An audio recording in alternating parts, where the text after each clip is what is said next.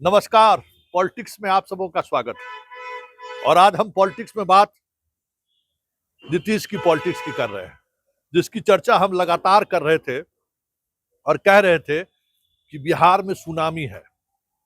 जनता जिस तरीके से नीतीश के साथ खड़ी है, ये तय मानिए कि अगली सरकार नीतीश की ही बनेगी। बहुत सारी आलोचनाएं भी हमारी हुई, बहुत सारे लोगों की प्रतिक्रियाएं भी आ रहे थे कि संतोष जी जदयू के हाथों बिक गए हैं।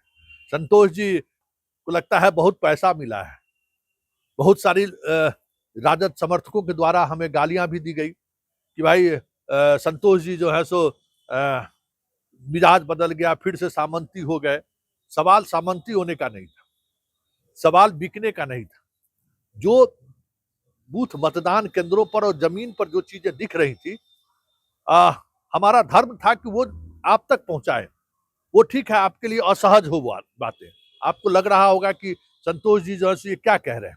आप समर्थक के रूप में आप मुझे देख रहे थे, हम एक पत्रकार के रूप में आपसे संवाद कर रहे थे। जो अब जो रुझान आ रहे हैं और जिस तरीके से प्रदेश आगे बढ़ रहा है, हम अभी भी कह रहे हैं कि 160, 70, 80 से भी अधिक सीटों पर एनडीए जीतते हुए दिख जाए तो कोई बड़ी बात नहीं है। लेकिन अब कौन जीत रहा है, कौन हार रहा है, ये महत्वपूर्ण बात नहीं है। महत्वपूर्ण बात है सबसे बड़ी पार्टी कौन बनेगी, जिसकी चर्चा हमेशा करते हम आ रहे थे कि जदयू बहुत मजबूती के साथ कमबैक कर रही है और वो दिख भी रहा है। और इसकी वजह भी हम बताते रहे कि भाई क्या इसकी वजह रही है, और उस वजह को आप आज आत्मचिंतन करिए, मनन करिए कि आखिर ये रिजल्ट बिहार का क्यों हुआ। देश के तमाम विशेषज्ञों ने इस तरीके की रिजल्ट की कल्पना नहीं की थी, लेकिन हम लगातार कह रहे थे 170 से 80 तक। कल भी मैंने कहा है कि भाई स्थिति तो कम बेश वही दिख रहे, हमें लहर दिख रहा है। लोगों को लहर नहीं दिख रहा था, ये अलग बात है, लेकिन मुझे लहर दिख रही थी कि भाई नीतीश कुमार के खिलाफ कोई एंटी इनकम्बेंसी नहीं है।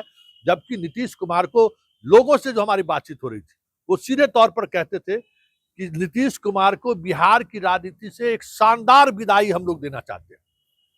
ये एक अपने आप में बड़ी बात थी कि भाई वर्ल्ड कप उनका आखिरी वर्ल्ड कप है, और इस वर्ल्ड कप में नीतीश कुमार इस तरीके से परफॉर्मेंस करे कि सदियों सदी तक लोग याद रखे कि कोई राजनेता हुआ बिहार में जो जिसकी विदाई इस तरीके से बिहार की जनता ने दी है। 10,000 रुपया का क्या इम्पैक्ट है, वृद्धा पेंशन बढ़ाए उसका क्या इम्पैक्ट है, वो अपनी जगह पर है।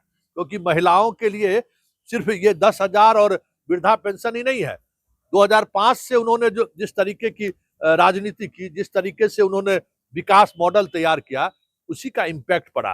और वो इम्पैक्ट पूरे उनके वोट बैंक के रूप में, महिला एक वोट बैंक के रूप में सामने आई, और आज रिजल्ट दिख रहा है। कल भी मैंने दिखाया था ना कि 18,000 से अधिक महिलाएं 2010 की तुलना में इस बार वोट की है। तो ये परिणाम अप्रत्याशित नहीं है, ये संभावी परिणाम था, ऐसा होना ही था। हाँ, ये अलग बात है कि अलग अलग चश्मों से हम लोग देख रहे थे। एक पत्रकार के रूप में जो हमारी भूमिका थी, हम बिना किसी चश्मे के देख रहे थे। जमीनी हकीकत जो था वो हम आप तक बयां कर रहे थे। लेकिन एक बात तय मानिए कि जिस बदलाव को लोग देखते हैं इस तरीके के मैंडेट में, मैं वो बदलाव नहीं देख रहा हूं। और मैं इस मैंडेट से बिहार में कोई बड़ा बदलाव दिखेगा ये भी नहीं समझ रहा हूं। ना ये इस तरीके की हमारी सोच। बिहार की लड़ाई स्वाभिमान की लड़ाई होगी, बिहार की लड़ाई आत्मसम्मान की लड़ाई होगी। और ये लड़ाई जिस तरीके से आगे बढ़ी ना, कई तरह के समीकरण बदल गए।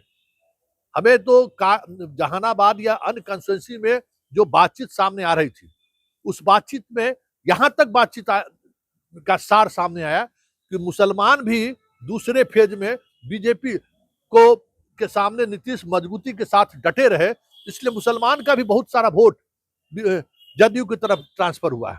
ऐसे सेकुलर फोर्स जो बीजेपी को बिहार में मजबूत दिखना नहीं चाहते थे, या बिहार में बीजेपी नीतीश पर धमक ना दिखा सके, ऐसे वोटर भी नीतीश कुमार को दूसरे फेज में वोट करते हुए दिखे। और यही वजह रहा कि पूरा एनडीए आज कह सकते हैं कि मजबूती के साथ, परिणाम के साथ खड़ा दिख रहा है। सारा वोट ट्रांसफर हुआ, भले बीच में तीर ही लालटेन है, लालटेन ही तीर है, ये दिखाने की कोशिश जरूर हुई, लेकिन वोटर मानसिक तौर पर अपनी तैयारी कर रखा था और वो सोच लिया था कि नहीं, हमें क्या करना है, नीतीश को मजबूत करना है और डबल इंजन की सरकार, मोदी भी साथ में रहे, लेकिन बड़े भाई की भूमिका बिहार में नीतीश की रहे। ये जनता का मैंडेट का संदेश था।